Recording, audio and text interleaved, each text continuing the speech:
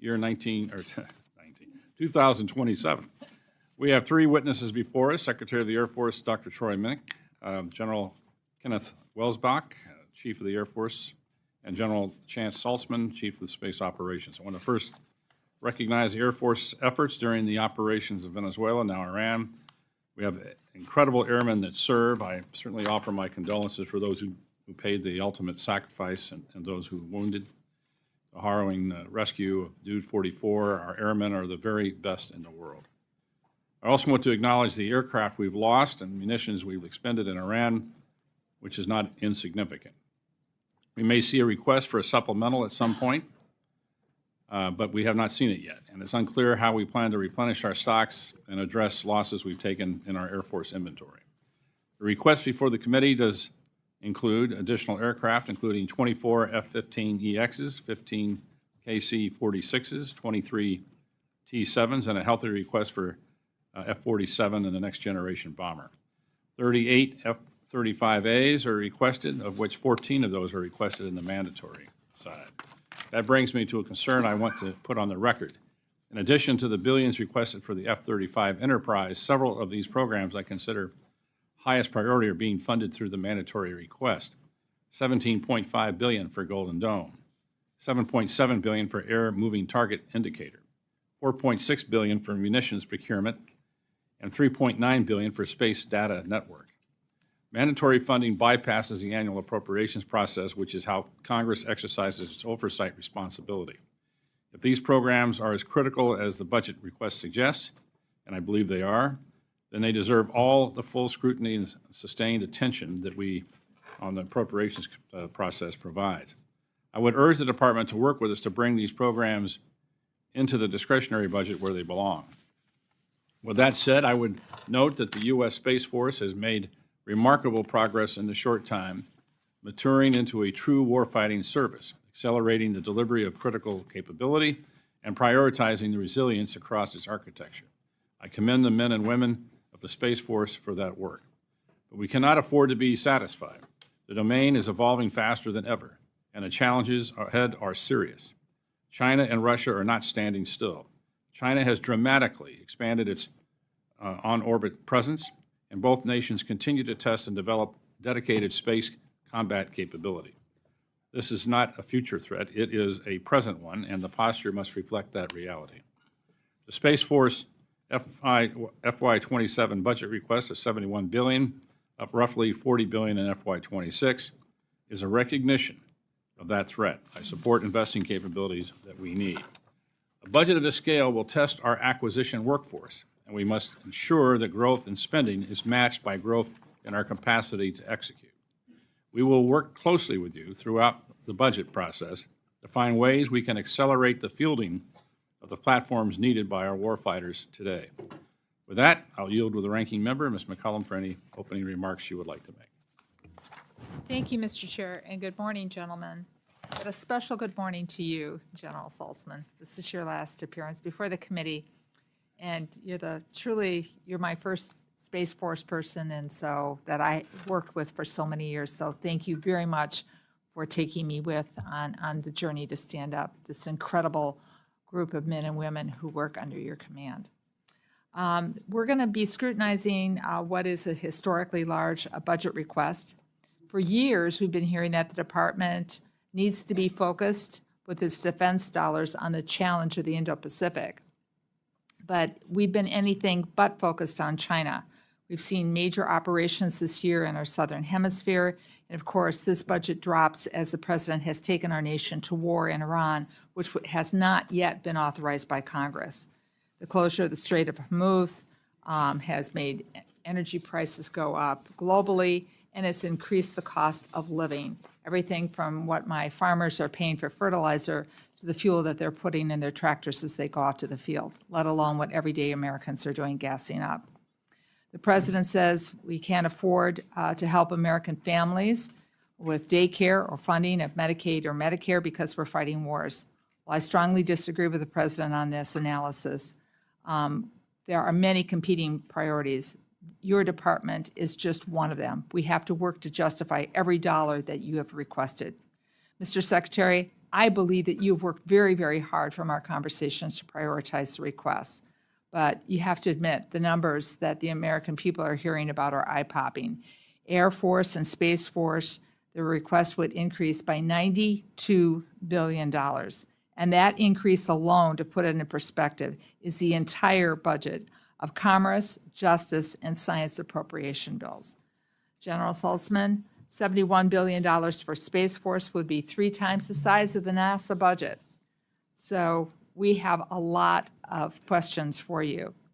I just want to, because of the amount of time that we have, especially for you, General Saltzman, you talked about your need for scientists and engineers. And for me, that's why we can't cut STEM, and as we call it in Minnesota, because we include the arts, STEAM. That's our higher education funding for your workforce. So I'm curious to learn more about your plans to grow the Space Force and stand up the new program officers. Mr. Chair, and in the interest of making sure that everybody gets a chance to do anything, I am going to yield back. I thank the gentlelady, and with that, we'll start with your opening remarks. I just want to make a comment. We expect to have a vote series called about 9:45, so we'll get through what we can, recess, and come back right after that. So with that, Doctor, you're recognized for your opening statement. Thank you, Mr. Chairman. Appreciate it. Ranking Member McCollum, distinguished members of the committee, thank you for the opportunity to come and walk through, at least at some level, the FY27 Department of the Air Force budget request. Appreciate the opportunity, appreciate the time. I'm proud to represent the 680,000 airmen, guardians, and civilians of the Department of the Air Force, as well as their families and loved ones. After the events of the last year, Midnight Hammer, Absolute Resolve, Epic Fury, I don't think anyone doubts that the Air Force and the Space Force are the most capable in the world. But today, we're in the middle of a generational shift in how we employ air and space power. Advances in microelectronics, adaptive manufacturing, autonomy, AI, and more give us a unique opportunity to drive down cost and drive up effectiveness across the board. However, our adversaries recognize that opportunity every bit as much as we do. Those adversaries, particularly China, are modernizing at a very rapid pace. To stay ahead, we must innovate faster in everything that we do. That means staying ready not just to fight tonight, but next month, next year, and next decade. Unfortunately, for the past 25 years, the DAF budget has actually been the smallest relative to GDP in its history. At the same time, the nation has asked more of it. To meet these mission needs, the DAF was forced to both continually cut foundational readiness and shortchange much-needed modernization. The fiscal year 2027 President's budget breaks that pattern with a $338.8 billion request for the DAF, a 34% increase from last year. I'll start with our investments to win the fight tonight, foundational readiness. Boosting readiness requires increased and stable investments, particularly given the age of many of our platforms. The FY27 budget increases our foundational readiness investments by 34%, providing the jump needed to truly recover. We're also looking at ways to operate more efficiently by accelerating decision-making, reducing industry barriers to entry, and leveraging innovative contract structures. The DAF's lean budget over the years has also resulted in a $50 billion facility maintenance backlog. This has been further compounded by the way we have traditionally done MILCON, which results in cost more than double that in the commercial world. To reverse this, the FY27 budget requests roughly doubles investments in both MILCON and facilities sustainment, restoration, and modernization, which we will couple with the new authorities such as progressive design build that we've gotten from Congress. Second, production, particularly of munitions. We retain enough munitions worldwide to meet mission needs. We strongly need factory lines to sustain that and bolster our stockpiles. Therefore, this budget takes full advantage of multi-year procurement for our most critical munitions, totaling 39,000 weapons of all types by FY33. We are also developing munitions designed from the start to be lower cost and faster to build. With advances in technologies, they will nearly be as capable of our high-end munitions, but at a fraction of the cost. Third, modernization. The DAF is currently engaged in the broadest program of modernization in its history. While not every program has gone perfect, we have already seen a lot of success with the new proliferated space architectures, the collaborative combat aircraft, F-47, B-21, in our command control and battle management systems.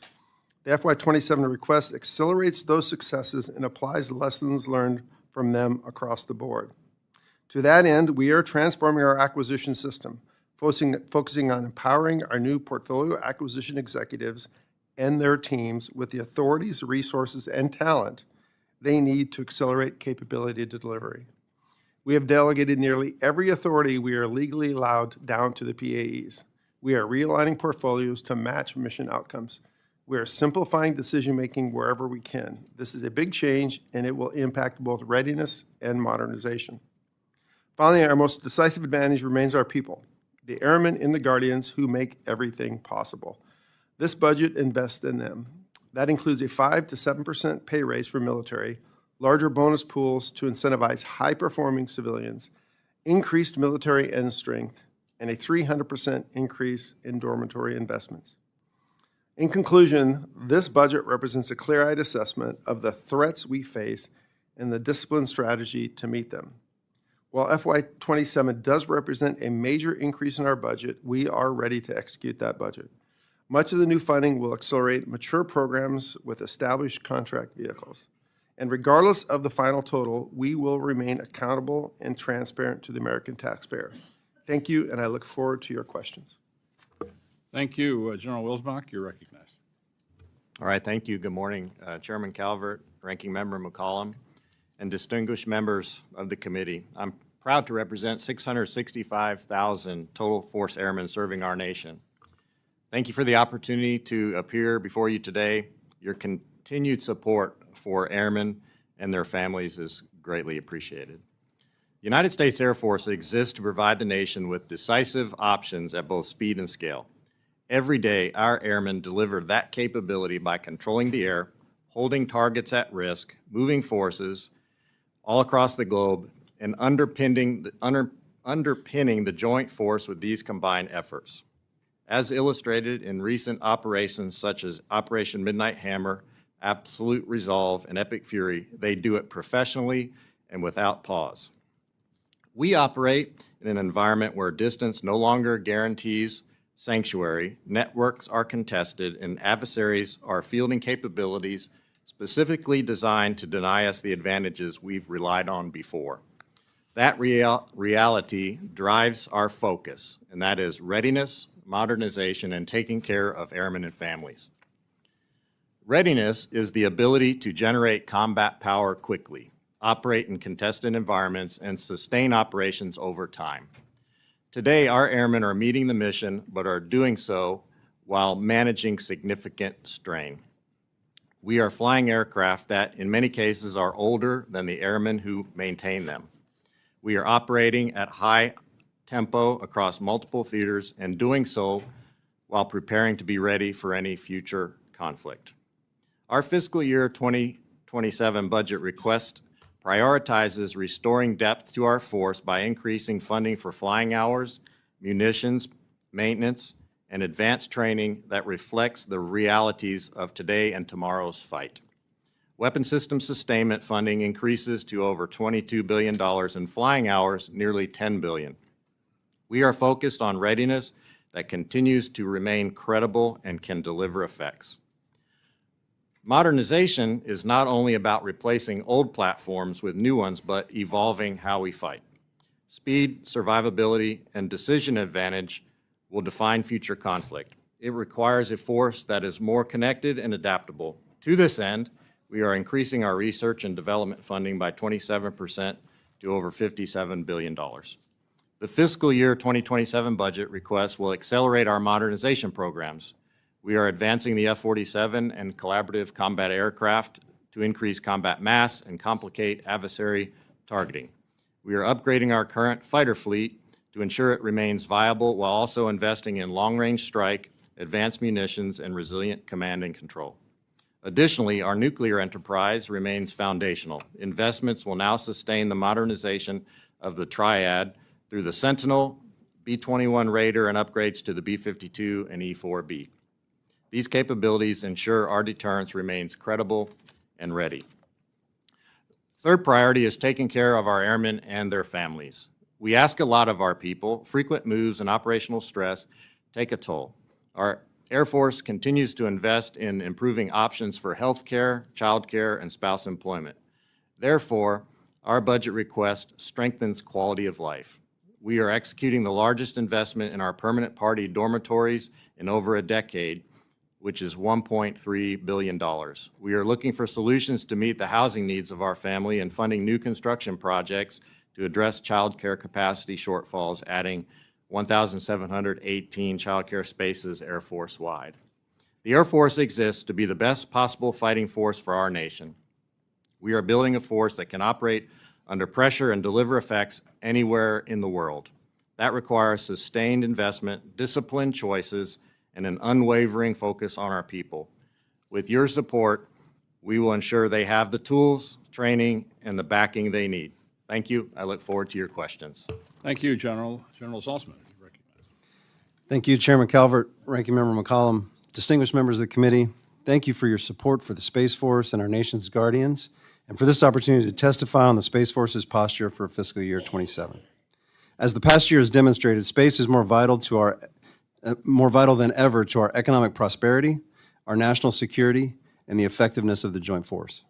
However, our adversaries are constantly working to take away our military and economic advantages in the space domain.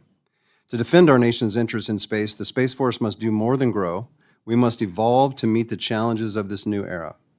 To that end, the FY27 budget's landmark investment of $71.1 billion for the Space Force represents a generational opportunity to position the force to meet the rapidly expanding threats and demands of the nation. I know some of the budget percentage increases being considered sound big, but let me put those numbers in context. There are at least 25 individual military installations inside the United States that each have more personnel than the entire Space Force.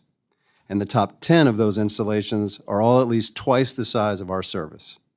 And the Space Force budget, in comparison to the other services, will still be less than 5% of our nation's total military spending, an extraordinary value and a return investment for our nation. That investment is a critical down payment to meet the accelerating demands on the service. In 2025, the Space Force saw a drastic increase in mission requirements across space access, global mission operations, and space control. This trend shows no signs of slowing. To position the service for this mission growth and inform our future needs, the Space Force has been working hard to define what we believe our future operating environment will look like over the next 15 years. And then based on that, we designed our objective force structure, which will provide a vector for our service's investments to meet the nation's expanding needs and defeat future threats. That analysis makes it clear. The Space Force we have today is not the Space Force we will need in the future. Increases in the service's budget and in strength are a national security imperative. That is why the FY27 budget boosts our top line by 130% and our in strength by 27%. The proposed budget, paired with this increase in in strength, will allow the Space Force to recruit and train the guardians we need, build vital space capabilities for the joint force and the nation, and provide the support and infrastructure that mission growth requires. Today, we are deliberately building a cadre of space-minded warfighters equipped with the skills required in an increasingly contested and evolving domain. We are preparing our Guardian officers to seamlessly integrate with the Joint Force. We are bolstering the development of our enlisted force to ensure they become technical space experts. And we are developing our civilian Guardians so that they can best provide their unique expertise, ensure continuity of operations, and bring a depth of support across the mission sets. In order to execute all of our expanding missions, it's imperative that we responsibly and effectively convert this increased appropriation into combat capability and warfighting advantage. Unlike the other services, the majority of our budget, nearly 2/3, is dedicated to developing and fielding new systems instead of personnel or operations and maintenance. This is why the Space Force is so focused on taking advantage of this once-in-a-generation opportunity to enhance our acquisition processes, all with the goal of accelerating the fielding of vital combat space systems at the speed and scale required for each mission. To that end, newly empowered portfolio acquisition executives are positioned to make better and faster program trades, expediting our ability to deliver combat-credible systems on operationally relevant timelines. We're simplifying our approach to requirements, bolstering our relationship with industry and allies, and ensuring our vital Guardian workforce is expertly trained in the complex task of acquisitions. Unlike other services that are modernizing existing systems, the Space Force cannot modernize what it does not have. We are creating some of these innovative capabilities for new missions from the ground up, particularly in space control. And we are investing in all categories of counterspace systems necessary to deter and defeat aggression in space. Additionally, we are aggressively pursuing more resilient space architectures that can withstand attacks and continue to operate through extended conflict. This includes expanding our Resilient Missile Warning and Tracking Initiative that provides life-saving alerts to troops worldwide, and enhancing satellite communications to connect Joint Force units and commanders around the globe during battle, and growing our space-based sensing and targeting architecture to hold adversary forces at risk through space-based AMTI and GMTI anywhere in the world. But the added manpower, missions, and capabilities require commensurate increases in the structures that support them. So the FY27 budget request also includes a required MILCON to ensure our Guardians are fully supported. The Space Force has laid the organizational foundation, defined the compounding threat, and delivered the blueprint required to counter it. Now we must build those structures and systems to ensure domain superiority for years to come. Although our growth request looks large in a vacuum, the request is actually quite small relative to the overall budget for the Department of War, and I think the payoff is significant. With the continued advocacy from Congress, our Guardians stand ready to deter aggression, protect space-enabled way of life, and if called upon, fight and win. As I conclude my final presentation to this committee as a CSO, let me say thank you for enabling our successes and for the opportunity to highlight the exceptional work that our Guardians are doing every day to secure our nation's interests in, from, and to space. I look forward to your questions. Thank you, General, and thank you for your service and your last presence in front of the committee. I'm going to start off question. We have time for, I think, a few questions before we break to go vote. FY27 budget request includes $27.5 billion for the Department of Air Force, $321.7 billion request and reconciliation. It includes $17.5 billion for the Golden Dome, $7.1 billion for space-based AMTI, $2.3 billion for 14 F-35s, $4.6 billion for Air Force munitions, and $5.6 billion for facilities sustainment and restoration, the facilities that you're talking about that are in dire need. Secretary, these are obviously high priority items that are included in the department's mandatory request. What risk is there to long-term health stability of these programs by this funding strategy in case we don't get a reconciliation bill? Well, Mr. Chairman, as we discussed, the resources, regardless of mandatory or discretionary, they're all a priority to execute the mission in the future, both from a readiness and modernization that we just talked about. So any reduction on either side of the House will have, either side, mandatory or discretionary, will have significant consequences. We didn't put one priority here and one priority there. It's all a priority for what we need to execute the mission going forward. General Welsbach, are you concerned about the amount of funding for munitions included in reconciliation?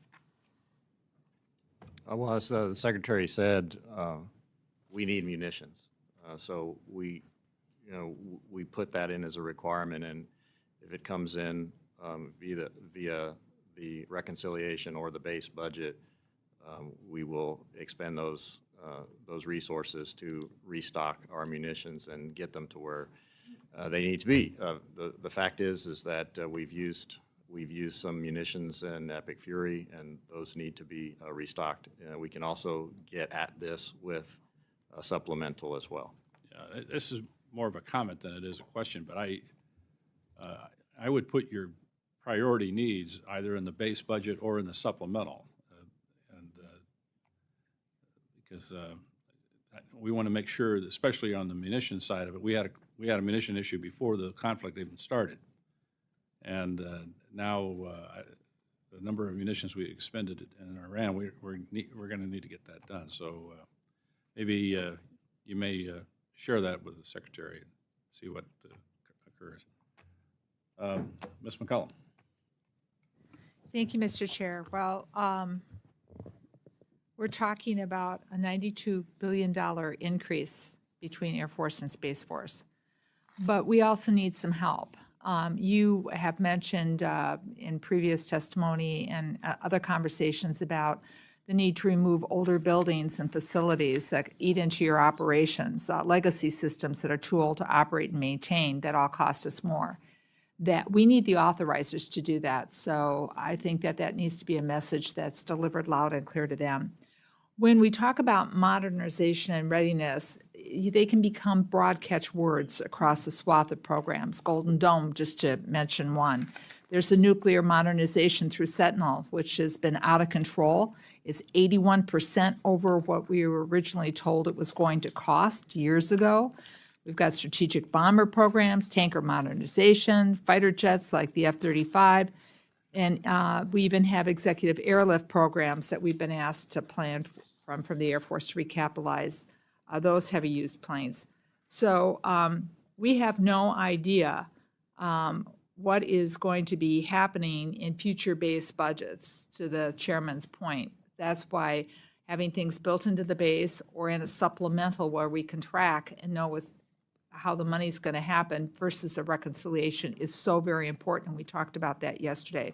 So, Mr. Secretary, back to what the chairman was asking, we do have to prioritize.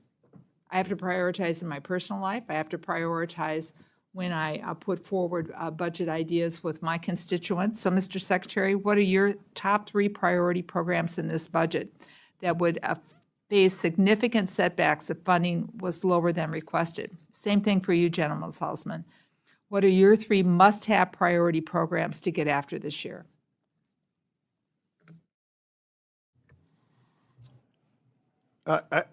So thank you, Ranking Member. I appreciate the question, and we have prioritized within our budget mission what we think is the most important.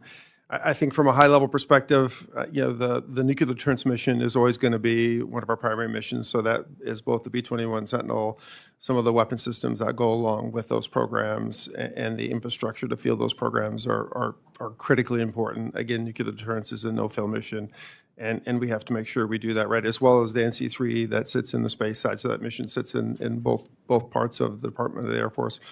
And then the new weapon systems, F-47, as we field the upgraded versions of F-35, all those programs are critically important to maintain match with the Chinese and other high-end adversaries going forward, as well as a lot of the munitions. And when I say munitions, not only the current munitions, but the lower-cost munitions going forward are really a priority. I'm a little bit past 3 already. You've gone past 3, and I want to give Space Force a chance to give me. And he's probably going to have the same ones I will on the space side of the house, so I'll stop there.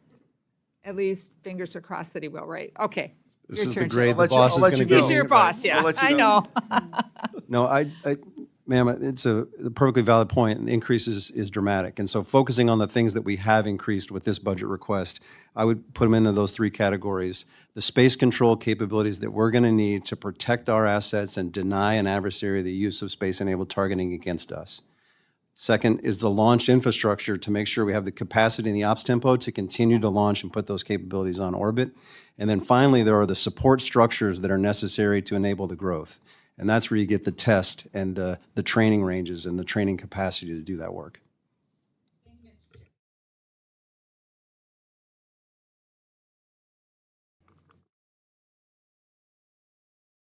Thank you, Mr. Chairman.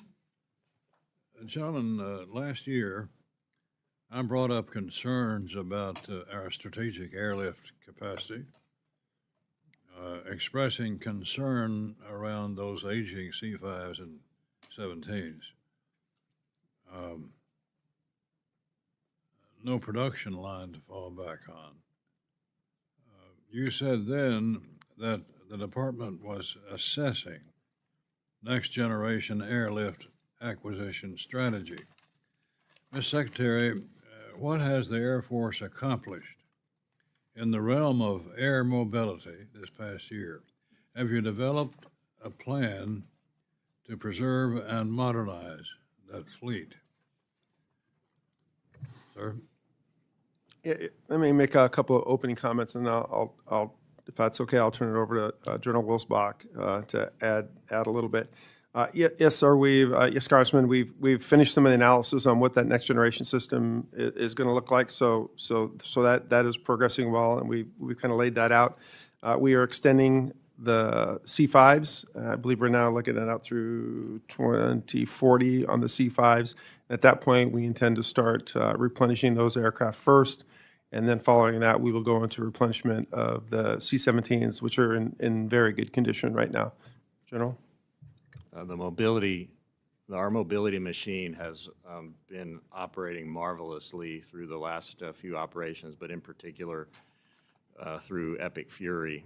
The way that we will be able to continue this into the future is to fund the $22 billion in weapon system sustainment. So as we have increased the number of flying hours to support not just Air Force troops that are deployed, but also the joint force, we've been flying additional hours.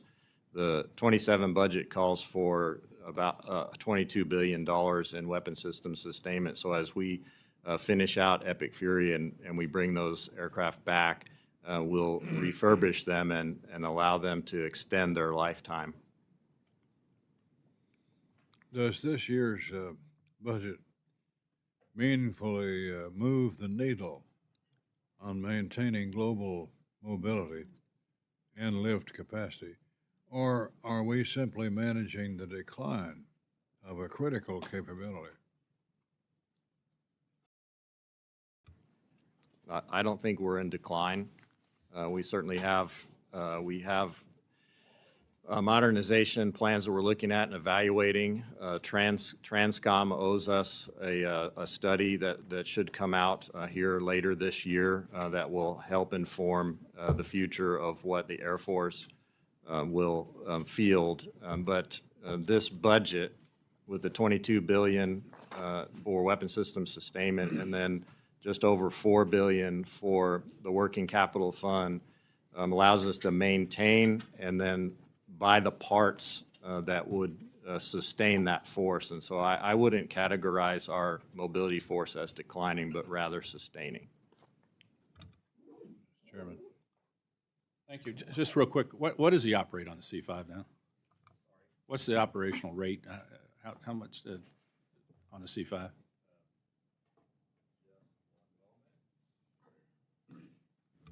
The C5s are running, the aircraft availability is 37%, which is why we're asking for the $22 billion, because that dollar figure will allow us to buy the parts and maintain those aircraft and bring the availability up. Thank you, John. I would just say, Mr. Chairman, in many of the cases, what we've seen is it's not necessarily the age of the aircraft. The age of the aircraft does play into it, but a big part of it is just not having enough parts on the shelf and the maintainers to just keep those aircraft flying. And there's a big investment to do that. Thank you. Mr. Cuellar. Thank you, Mr. Chairman, Ranking Member. I want to thank all three of y'all. Thank you for your service and the men and women that work for y'all. Thank you so much. I think this committee has been very, very supportive in so many things, and I've read your Air Force posture statement, whether it's quality of life for the service members or their families, whether it's dormitories, child development centers, munitions, everything. I think this committee has been very supportive. One of the areas I focus on is human performance optimization.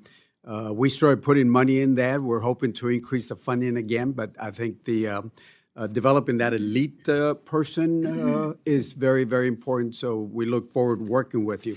Now, I'm represent San Antonio military town. I think y'all were there just recently.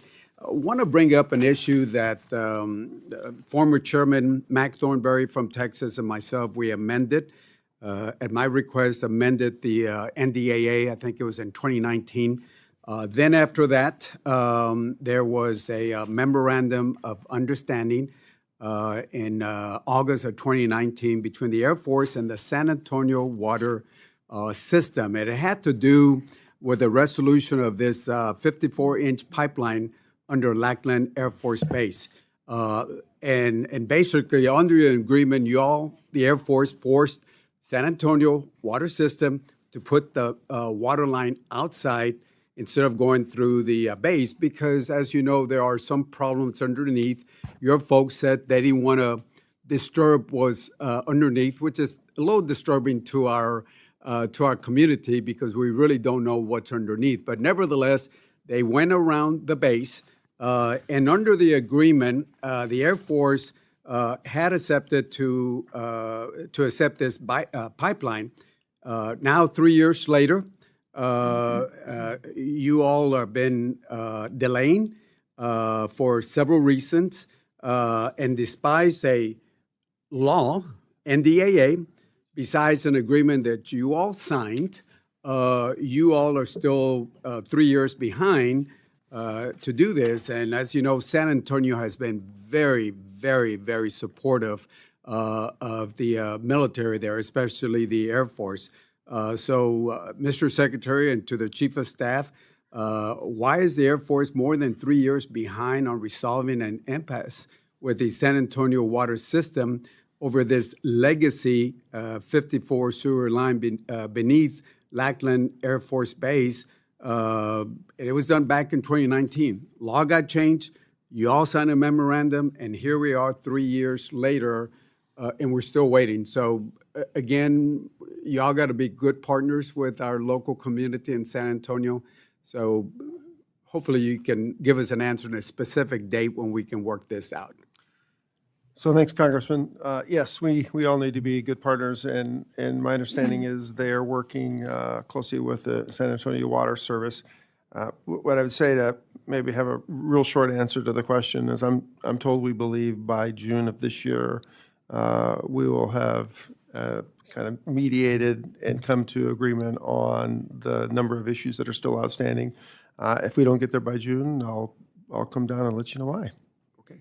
Thank you so much. Look forward to sitting down with y'all. Thank you. I'm going to try to cut the votes down to, the questions down to 2 to 3 minutes. Yeah, I try to do that too. 2 to 3 minutes for we can get as many, because I think we're going to be on the floor till about 11:30. It looks like the way this is going. So with that, Mr. Carter. Judgeship. Thank you, Mr. Chairman. Secretary, the Air Force recently selected 3 companies under the ANPI program to deploy microreactors targeting a 2028 timeline.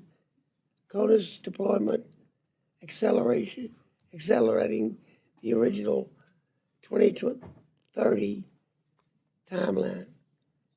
Given the Air Force growing power demands and the operational advantages these systems provide in a contested logistics environment, in particular in Indo-PACOM, what is the primary limiting factor to deploying this capability in operational settings over the next few years?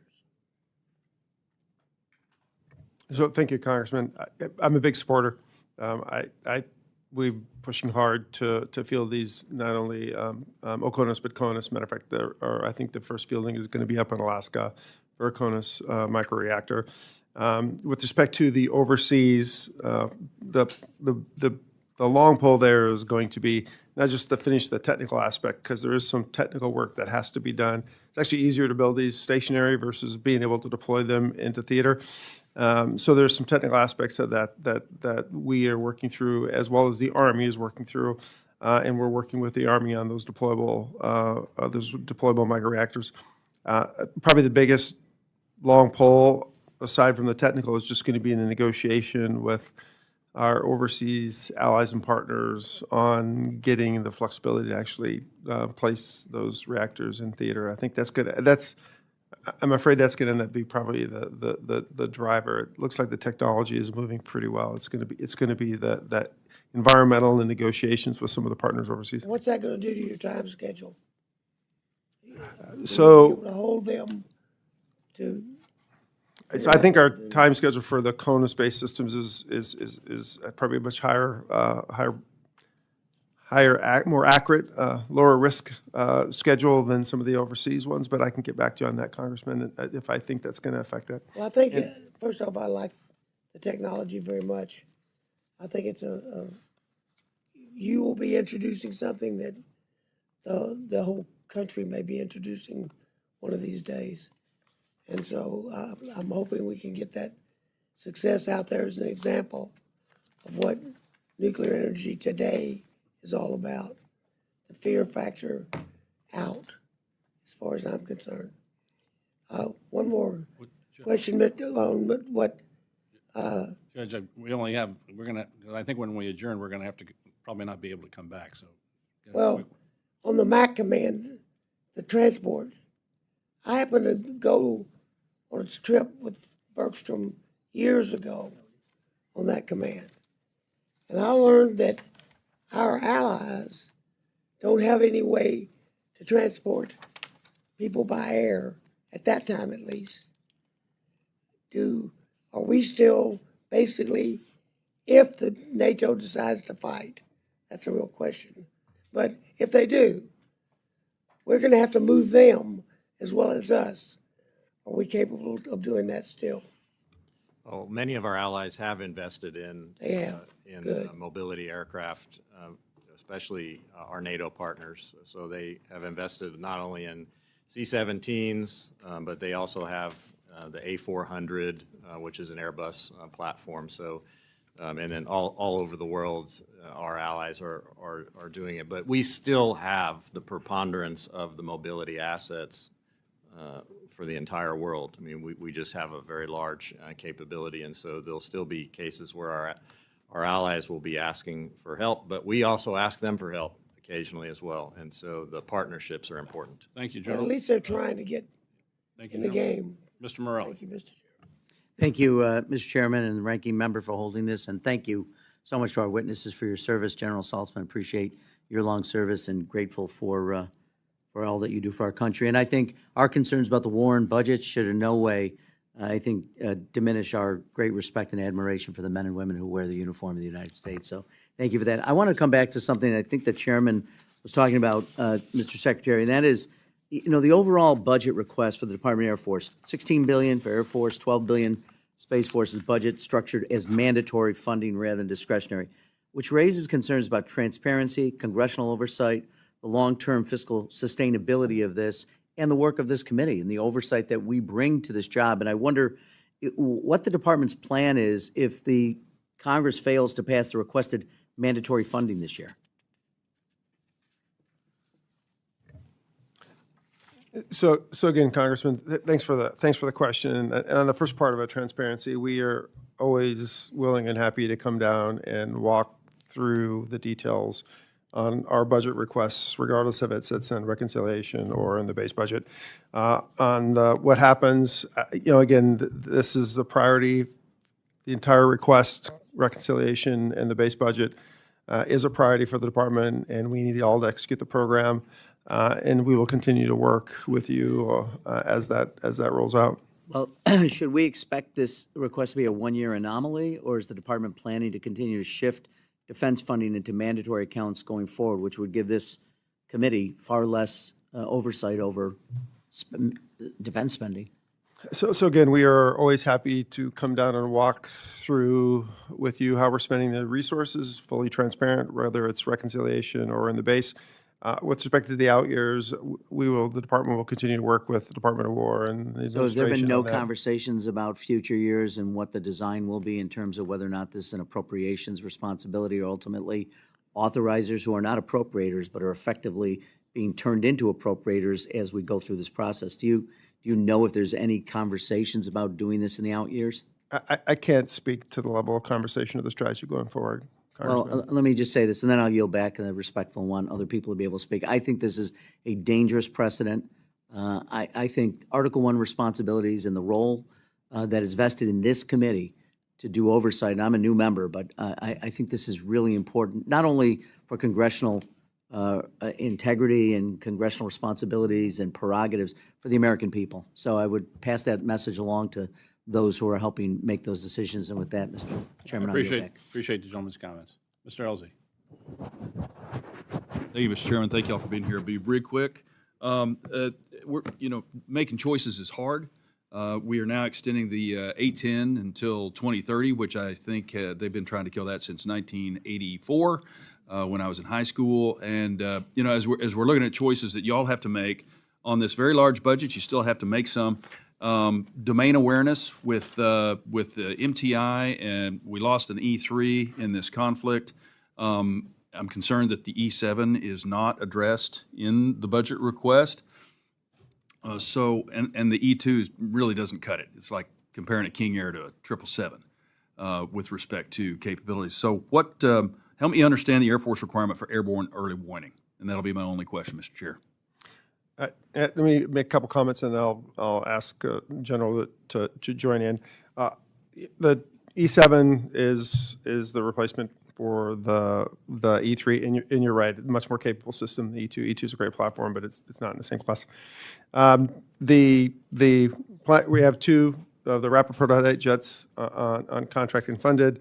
We have contracts in place for 5 more EMD platforms, and the department is committing to work with you to figure out how to fund the 27 budget adjust the 27 budget submission to fund the E7, and then work the 28 going forward. So domain awareness is a broader category than just airborne early warning. And there's ability to do domain awareness from space, in the air, and from the ground. You also have to do command and control, which you can do command and control through all of those domains. And so the budget is lined up to address all of those domains to enable us to do domain awareness and command and control. Thank you, Mr. Chairman. Yield back. Thank you. Mr. Aguilar. Thank you, Mr. Chairman. General, of the aircraft lost in the Iran incursion, the Air Force has lost the majority. How do you see this impacting future aircraft recapitalization? And have you made projections about what could be lost in the incursion and how you'll address that moving forward? So we hope to be able to address this in a supplemental for the aircraft that we've lost. And the procurement going forward is meant to increase the number of tails we have, especially in the fighter force, but it also will include bombers and tankers as well. And so both supplemental and the budget, the 27th budget, is supposed to address those losses. Mr. Secretary, given the dwindling supply of the F-15Cs and the delays in the EX, how do you see the recapitalization of the F-15 squadrons? It's a priority. It's a great platform, carried a lot of weapons. We're in the process of working closely with Boeing, the contractor. I actually spent last Thursday all day out with them going through the details on the program on how we're going to ramp production past where they are today. I think the contractor's putting a good plan together with our team. They're supposed to come back with that plan in about 30 days. And I'm confident that we will ramp production. Exactly what month next year that's going to happen, I think we're still working through that, but we will be able to ramp production on the F-15. It's a critical platform. Thank you. Thank you, Mr. Chairman. Yield back. Thank you, gentlemen. I think, Mr. Fleischman, if you have a quick question, then we're going to adjourn. Thank you, Mr. Chairman. I'll be brief. Gentlemen, thank you. Can you help us understand the current near-term outlook of our tanker fleet and the capacity for us to sustain a war in the Indo-Pacific?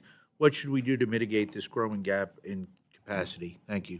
Yes, Congressman, I'll do this very quickly. Our tanker fleet has been performing marvelously through Epic Fury. As you know, we have a floor for 466 tankers. We have a number that we're supposed to meet this year of 478, which we will do. And we are working our way with this budget and perhaps future budgets to get to 502. In addition, we have in this budget $105 million dedicated to connecting the tanker force so that they have a similar data link network that we have in our fighters. So we're on an upslope for the tanker force. Thank you, and I apologize for the accelerated hearing today, but we have votes. I think we're going to be on the floor for at least an hour, so I'll make a decision that we'll adjourn, and we'll submit questions for the record to all three of you, and we appreciate your service and appreciate your attendance. Committee is adjourned.